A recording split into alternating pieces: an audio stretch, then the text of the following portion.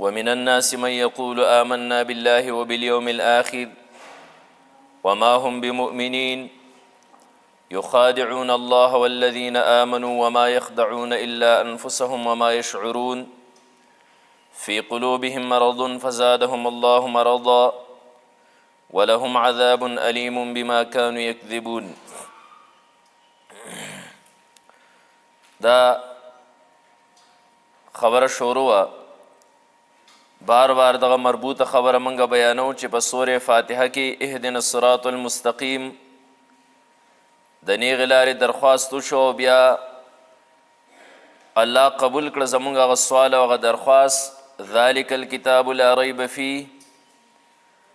نو بیا د دغه کتاب د منونکو ذکر وشو په اولنو 15 آیتونو کې چې هغه ظاهري او باطني دواړه قرآن مني، هغې ته متقیان وي. او دویم نمبر د هغې فرقې ذکر وشو چې هغه ظاهري او باطني دواړه نه مني، لکه کفار ان الذین کفروا سواء علیهم کې. اوس د دې نه اخوا د هغې فرقې ذکر کیږي چې هغې ظاهري مني خو باطني نه مني، چې هغې ته منافقین وایي. او دغه منافقینو ذکر په 14 آیتونو کې کیږي. او بیا دغه دوه قسمه منافقین، یو چې په اسلام باندې به یې کولاو دلایل ولیدل نو اسلام طرف ته به راغب شول، او یو هغه چې په هیڅ صورت او په هیڅ وهم کې د هغو دا نه و چې موږ اسلام قبول کړو. نو 2 قسمه مثالونه بیا په دې اخر کې الله تعالی ذکر کوي. نو دا دریمه فرقه ده چې دا منافقینو. منافق نفق ویلی کیږي. تاسو کتلی دي چې اکثر پرې ځمکه کې پرې پټي کې پرې پوله کې د منګکانو را خاوره داسې ښکته را بیولي. ظاهري طور یو انسان دا وایي چې دلته کې دا کم ځای چې خاوره را بیدلې نو دا د درې کور ته او دغه سوړي ته لاره وتېره. نو اکثر دا پیشوګان د ښکار دپاره هلته ټوله ورځ پراته وي، خو منګک په هغه طرف باندې دی نه وځي، بلکې هلته شاته ځمکه کې یو بله خفیه لار چې دی نو دا ځان له مقرر کړي پټه غونته کې په هغې باندې دی وځي او راننوځي، او دلته کې بار ظاهري خاور را بیولي نافق الیربوع. نو دا منافق ته هم منافق ځکه وایي چې د هم د هغې نفق په شان یې د منګک د سوړي په شانتې یو ځای ځان ظاهر کړی چې زه مسلمان یم، او نور دننه بدی کافرو ظاهري به مسلمان ځان تصور کوو، دننه بدی کافرو. او د دې ابتدا دغسې نه وشو چې کله نبی علیه الصلاة والسلام د مکې نه هجرت وکړو مدینې ته، نو په مدینه کې زیات کردا یهودو. نو هلته چې رسول الله مبارک دعوت شروع کو، دا یو عام مشاهده هم ده چې یو انسان په یو ځای کې د دین کار شروع کی. نو په ابتدا کې خلک 2 قسمه منونکي او ځینې نه منونکي. خو چې کله الله تعالی دین له ترقي ورکي نو په دې نه منونکو کې بیا یو فرقه پیدا شي چې دا په دې باندې پوه چې یاره اوس خو د دې غلبه ده، نو اوس که انکار کوم نو بیا راته نقصان پیښیږي. نو بیا دا منافقین خلق پیدا شي چې په ظاهر سره به یې مني او په باطنه سره یې نه مني، ځان چې دی نو صرف بچکی را بچکی. نو نبی علیه السلام چې مدینې ته لاړ او دین رو رو غالب کېدل شروع شول، نو د یهودو کې یو ډلې داسې صورت اختیار که چې یاره کل عام مخالفت نشو کولی، ځان به په ظاهر سره مسلمان کو، د ده سره به ناس پاس یو خلک پوه چې دا که څه مسلمانان دي او دغه شان به پټ په خپل کفر باندې یو. او دا ډله د ټولو نه زیاته خطرناکه وي. ځکه هلته الله تعالی 15مه سپارې په آخر کې وفرمیل ان المنافقین فی الدرک الاسفل من النار. سزا هم د ټولو نه بدترینه ده، ځکه خطرناک دشمن چې دی نو دا دی. ظاهره سره تا د یو دشمني نو ته خو د هغه نه بچاو اسباب ځان له پیدا کړه، او داسې چې ستا سره په خوا کې ناسي محفل کې ناسي دا د نغري د غاړې دشمن دا ډېر زیات خطرناک. نو دلته الله تعالی چې دا فریقه زیاته خطرناکه ده نو زیات بحث کوي. ګوره د دې کفارو په 2 آیتونو کې ذکر وکړه او د دې په 14 آیتونو کې ذکر کوي. ځکه دا فرقه چې کوم دی نو ډېره زیاته خطرناکه ده او ځان ته بچ کول پکار دي. نو الله تعالی مسلمانان خبروي، نبی علیه الصلاة والسلام او دغه ملګري خبروي. ومن الناس او ځینې د خلکو نه من هغه دی یقولو چې وایي آمنا ایمان راوړی مونږه بالله په الله باندې و بالیوم الاخر او په ورځ د آخرت باندې خو ما هم نه دي دیو بمؤمنین ایمان راوړونکي دیو دروغ وایي، ایمان راوړونکي نه دي. اوس دا مسله چې دا منافقین د نبی علیه الصلاة والسلام د دور سره ختم شوي دی او که اوس هم شته، نو دومره خبره ذهن کې یاره ساتئ چې یو اعتقادي منافق دی یو عملی منافق دی. اعتقادي چې په عقیده کې منافق و هغه د رسول الله مبارک د دور سره ختم دی، ځکه د نبی علیه الصلاة والسلام په دور کې یعنی د منافق د ښکاره کولو یو دوه ذریعې دي. یو دا چې په رسول الله مبارک باندې به الله وحی را نازله کړه ورته به وښو چې دغه منافق دی. لکه نبی علیه الصلاة والسلام یو لیست ورکړی د نومونو حضرت حذیفه ابن یمان رضی الله تعالی عنه ته چې د منافقین نومونه ورته ښولي. یو طریقه دغه او دویمه چې د منافق نه داسې نښې سرزد شي د اسلام په خلاف باندې چې هغه نښونه دا معلومیږي چې دا ظاهر سره خدای اسلام مني خودن نه په باطن کې د اسلام نشته، ځکه د باطن نه داسې خبرې او داسې افعال صادریږي. نو یو د منافق هغه علامه و، نو وړومبۍ علامه چې رسول الله مبارک باندې به الله وحی کول هغه د نبی علیه السلام سره ختمه شوه. دا دویمه چې دی نو دا شته چې د ده نه داسې اقوال او افعال چې کوم دی نو صادر شي. خو که په دې دور کې د یو انسان نه داسې اقوال او افعال صادر شي نو دی به سوچه کافري، نو په دې دور کې به یا مسلمانی او یا به سوچه چې دی نو دی کافري. نو بیا تاسو به دا وایئ چې په روایت کې خو داسې هم راغلي نبی علیه الصلاة والسلام د منافقینو نښې بیانوي. لکه نبی علیه السلام یو روایت دی آیت المنافق ثلاث، د منافق درې نښې دي. کله چې وعده کوي خلاف ورزي کوي، امانت ورسره کوي، خیانت کوي او دغه شان د خبرې کوي، دروغ وایي. نو دا نښې چې درې نبی علیه الصلاة والسلام خولي نو دا هغه منافق عملی دی. نو اعتقادي منافق د رسول الله مبارک د دور سره وروسته نشته، او عملی چې د هغه عمل د منافقینو په دغه عملی عمل سره دا انسان چې دی نو دا کافر نه ګرځي، اعتقادي چې یو نو هغه کافر و. نو ومن الناس ځینې د خلکو نه من هغه دی یقولو چې وایي آمنا بالله و بالیوم الاخر ایمان راوړی موږ په الله او په ورځ د آخرت باندې وما هم بمؤمنین خو نه دي دوی مؤمنان. دلته کې یو مسله ذهن ته راځي، هغه دا چې موږ وایو چې رسول الله مبارک مدینې ته لاړل نو هلته کې یهودو نه دي، یهودو کې زیات کړ منافقین دا په یهودو کې وو. اوس دلته کې د یهودو داسې خبره کوله چې آمنا بالله و بالیوم الاخر موږ ایمان راوړی په الله او په ورځ د آخرت باندې، او الله فرمیل وما هم بمؤمنین دیو مؤمنان نه دي. نو اوس دا یهود خو پر خپله خبره کې رښتوني وو، ځکه یهود دا الله مني او دغه شانتي یهود آخرت مني. خو دا یهود چې په څه باندې کافر دي هغه درېیمه خبره چې نبی علیه الصلاة والسلام پیغمبر نه مني او موسی علیه الصلاة والسلام زموږ پیغمبر دی. نو دا کمې خبرې چې دوه کړي دي چې آمنا بالله و بالیوم الاخر موږ په الله باندې ایمان دی او په آخرت باندې ایمان دی. نو برې دوه خبرو کې خو دا رښتوني الله څنګه فرمایي وما هم بمؤمنین دیو ایمان راوړونکي نه دي. نو اصل خبره دا ده چې آمنا بالله و بالیوم الاخر په الله او په آخرت باندې ایمان راوړل دا به هغه معتبري چې کومه طریقه تا د پیغمبر ښولې ده، د پیغمبر د تعلیماتو مطابق ته په الله او په آخرت باندې ایمان راوړي، او که نه داسې خود ساخته طریقې سره ته په الله او په آخرت باندې ایمان راوړي نو دا بیا نه ده معتبره. ځکه چې یهود یو طرف ته خدا دعوا کوي چې آمنا بالله موږ په الله باندې ایمان راوړی، او بل طرف ته وقالت الیهود عزیر ابن الله، بل طرف ته وایي عزیر علیه السلام وایي د الله زوی دی. نو د عزیر علیه السلام د الوهیت قایل دی، د خدای قایل دی، او عیسایان هم په الله او په آخرت باندې ایمان لري، خو هلته کې عیسی علیه الصلاة والسلام د الوهیت ورسره قایل دي. نو پته ولګېده چې دا الله چې دی ومني نو دا په هغې طریقې سره نه مني کومه طریقه چې پیغمبر ښولې ده. ځکه پیغمبر خو صرف د یو الله د منلو حکم کوي، د هغه سره شریک چې کوم دی د هغې حکم خو تاسو ته نه کوي. نو دا خود ساخته په الله باندې ایمان راوړل او په آخرت باندې ایمان راوړل دي. ځکه الله فرمایي وما هم بمؤمنین، دا مؤمنان نه دي.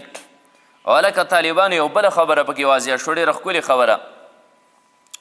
د یهودو چې دوکه ورکوله وی آمنا بالله و بالیوم الاخر، موږ په الله باندې او په ورځ د آخرت باندې ایمان دی. نو دلته کې د دروغو نه ځان بچ کړه، دروغو نه، ځکه چې آخرت او یوم آخر د قیامت د ورځ دا خو دې ومنله. د دې نه پته ولګي چې دروغ یو داسې دی چې هلته منافق هم ترې نفرت کوو. اگر که نور ټول سراسر هغه سپي چېرته کې راخپه چوته کړې وه مې چازې کولې، نو چا ورته وي چې هلکه راخپولې چوته زه بیا بېلمازه کېږم. نو دلته کې یهود خو سراسر شرارت و، خو د دروغو نه بیا هم دومره کرکه کوله چې هغه دوکې هم په داسې طریقې سره ورکړه چې ځان د دروغو نه وساتي. یخادعون الله دوکه ورکوي دی والله له والذین او هغې خلکو لره آمنو چې ایمان یې راوړی.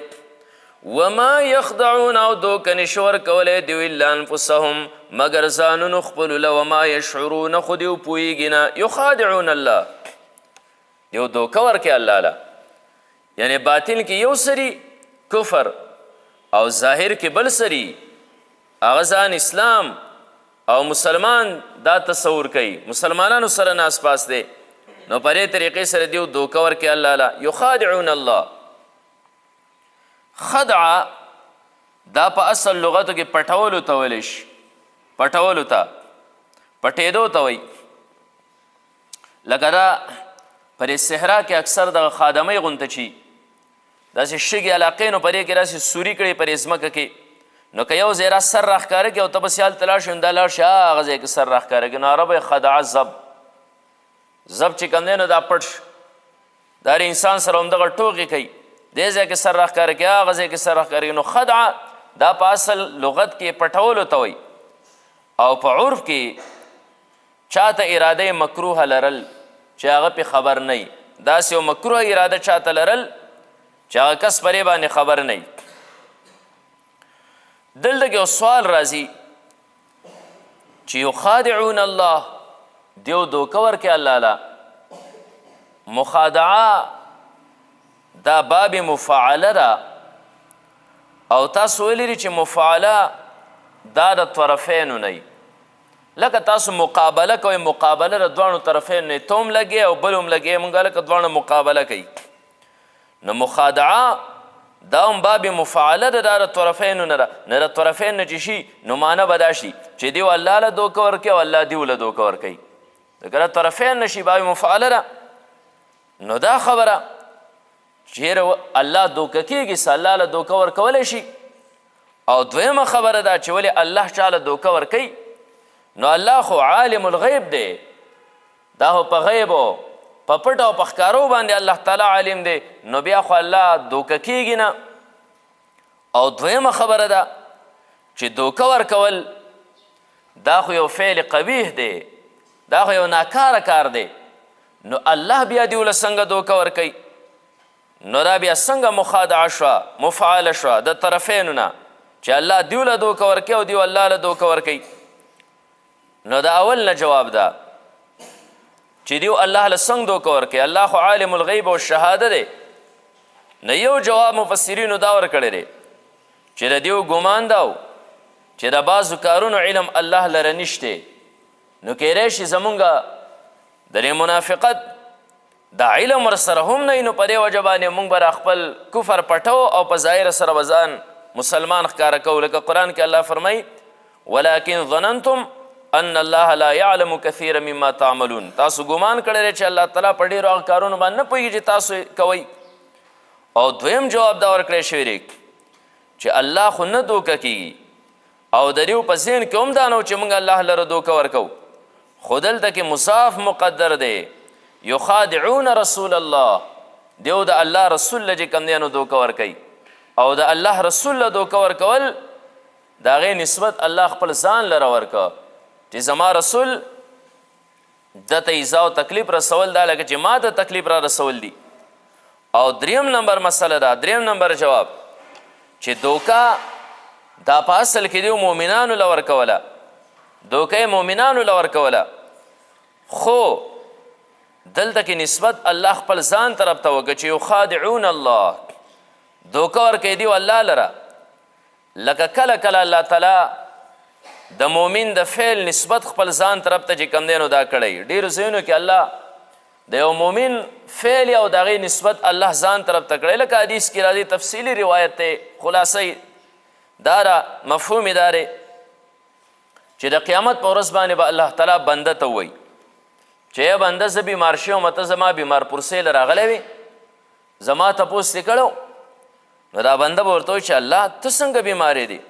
نو الله به ورته وفرمایي چې پلانې بنده هغه بیمار شو، که ته هغه بیمار پرسې له تللی وې نو زه به دې هلته موندلی وم. همدغه شان به بیا الله د خوراک مطابق تپوس وکړي چې تا خوراک را کړی، هغه به الله څنګه تا له خوراک، نو که تا پلاني بنده له خوراک ورکړی، نو دا ټول دغه افعالو ځای په ځای نسبت الله د مؤمن د افعالو ځان طرف ته وکړه. نو دلته منافق دا هم دوکه چې دی نو دا مؤمن له ورکوله، خو دلته نسبت الله تعالی ځان طرف ته وکړه. او د دویمې خبرې جواب چې یخادعون الله، دا خو مخادعه ده مفعله ده او د طرفینو نه، نو ټیک شو د دې خو را جوابونه شو، خو ولې الله هم چاله دوکه ورکوي؟ دا خو یو فعل قبیح دی. نو مفسرینو لیکلی دي چې دلته کې الله د دې دوکې سزا ورکوي او دلته کې د دې دوکې نه مراد سزا د دوکې ده. نو کله کله په سزا د فعل باندې اطلاق د فعل هم کیږي، د دې دوکې سزا الله دې له ورکوي، نو په سزا د فعل باندې اطلاق د فعل کیږي. لکه قرآن کې الله فرمایي وجزاء السیئة سیئة مثلها، د بدۍ بدله چې کوم دی نو دا بدي د هغې په مثل باندې، نو دلته کې د بدۍ هغه بدلې ته هم بدي وي. نو کله کله د جزا د سزا د فعل اطلاق دا په فعل باندې هم چې دی نو دا کیږي. او دویم نمبر جواب چې دا مخادعه ده، الله څنګه دی وله دوکه ورکوي؟ فعل قبیح دی. نو جلالین جواب ورکړی دی چې المخادعة هنا من واحدین، دلته کې مخادعه چې کوم دی مفعله دا د جانب واحد نه ده. نو مطلب دا دی چې باب مفعله چې کوم دی نو دا د شرکت تقاضا کوي، خو دا قاعده کلیه نه ده، قاعده کلیه دا نه ده. کله کله چې کوم دی نو دا د یو جانب نه هم راځي، ځکه چې د باب مفعله یو خاصیت تاسو ویلی دی چې دا موافقت مجرد، موافقت مجرد، لکه عاقبت اللص، جلالین هلته مثال ورکوي ما معاقبه د غل وکړه، د ډاکو وکړه، نو دې مطلب دا نه چې ډاکو تا نسي او ته ډاکو نسي، بلکې هغه غل تا نیولی. نو د دې وجې نه دلته کې مخادعه چې کوم دی نو د جانب واحد نه ردي او الله له دوکه ورکوي، الله چاله دوکه نه ورکوي.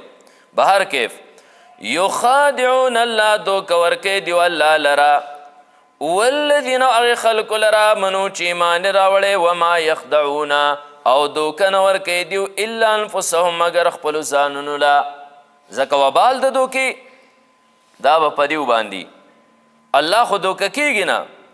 او باقی پاتې شو پیغمبر او صحابه کرام یعنی مؤمنان، نو الله خو په نبی علیه الصلاة والسلام باندې وحی رالیږي او ټیم په ټیم خبروي، نو الله دوکه کیږي نه. او نبی علیه الصلاة والسلام او صحابه به الله خبرول، باقی درې دوکې هغه وبال ټول دیو ته پاتې شو.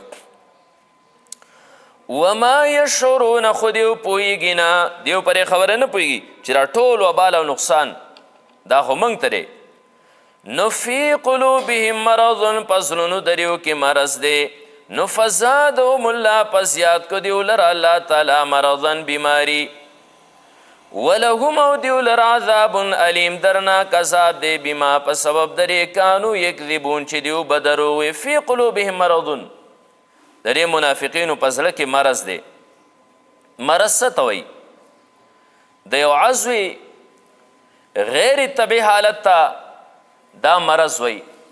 لکه مثال په طور د انسان په بدن کې الله تعالی چې کومې پرزې پیدا کړي دي، د هغه فرزو چې کوم دی نو یو طبیعي حالت دی، لکه د سترګو طبیعي حالت نظر دی، د غوږونو طبیعي حالت چې دی نو دا اورېدل دي، د لاسونو طبعي حالت چې نو دا بتشتی نیول دي د خپو طبعي حالت دا ذهاب دی تلل دي او دغه شانتې د زړه طبعي افعال او حالت چې کوم دی نه دا عقاید حقه دي نو د کمې عضوې او د بدن د وجوز چې طبعي حالت دا خراب شي او غیر طبعي حالت ته منتقل شي نو دې ته مرض وایي لکه لاس نیول نه کوي منګای دې باندې مرض دی سترګې کتل نه کوي طبعي حالت نه غیر طبعي ته منتقل شي موږ وایو دا مرض دی نو فی قلوبی مرض د دېو په زړونو کې هم مرض دی د دې منافقینو ځکه طبعي حالت د زړه چې کوم دی نو هغه عقاید حقه و نو هغه حق عقاید دی د زړه نه وویستل قبول یې نه کړل نو په دې وجه چې د زړه کم طبعي حالت و د هغې نه غیر طبعي طرف ته منتقل شو نو مرض دی سراسر او دا مرض فزادهم الله پس زیاد کو دیو الله تعالی مرضن مرض دا فزاده دا ماضی را او په معنی د انشاء ده یا نو بد دعا ده فزادهم الله زیاد دی کی دیو الله تعالی مرضن بد دعا ده خیری دی او یا اخبار ده فزادهم الله زیاد کو دیو الله تعالی مرضن مرض نو د کفر مرض دریو په زړونو کې د کفر مرض دریو په زړونو کې الله څنګه زیات که قرآن چې اول کم نازل شو نو دریو په کم قرآن باندې په لږ قرآن باندې کفر خو چې قرآن څومره زیاتېده نو د دیو د زړه هغه مرض د کفر دا ورسره سیوا کېده تر دې پورې 114 سورتونه د قرآن کریم مکمل شول د دیو کفر چې کوم دی نو کامل شو یا فی قلوبهم مرض فزادهم الله مرضا د دیو په زړونو کې مرض و الله د دیو مرض سیوا که د مسلمانانو حسد او ورو مسلمان له الله ترقي ورکوله د دغه مرض ورسره ښه سیوا کېده دا ټول پکې راځي یا د ده سره یره وه دا یره ورسره چې هسې نه چې زما منافقت دیو ته ښکاره شي او دیو را باندې پوه نه شي خو یو ځل به داسې وشي چې دا مسلمانان خو د یو څو ورځو میلمانه دي ختم به شي نو موږ به واپس خپل کفر طرف ته وړو خو په دې یره کې به و چې یاره زما دا کفر او دا دوکه دیو ته ښکاره نه شي نو مسلمان خو به ورو ترقي کوله نو د ده په زړه کې دا د یرې او د روب هغه مرض ورو چې دی نو دا سیوا کېده دا خو دنیاوي سزا وه ولهم او دیو لرب عذاب علیم درناک عذابي علیم فعیل په وزن باندې دا په معنا یا د مؤلم دی یا د مولم په معنا د اسم مفعول باندې دی نو دا به طور مبالغه یعنی داسې درد به چې هغه درد به هم سی مولم به یعنی هغه درد به په خپله درد محسوسی هغه درد به په خپله درد محسوسی داسې او یا مولم اسم فاعل درد ورکوونکی عذاب ولهم او دیو لرب عذاب علیم عذاب در ورکوونکی یا هغه عذاب په خپله به دردمندي دا ولې بما کانو یکذبون په سبب درې چې دیو به دروغ به وي ځکه ایمان یې نه او ځان مؤمن ښکاره کو مسلمانونه او د ځان مسلمان چې کوم دی نو تصور کو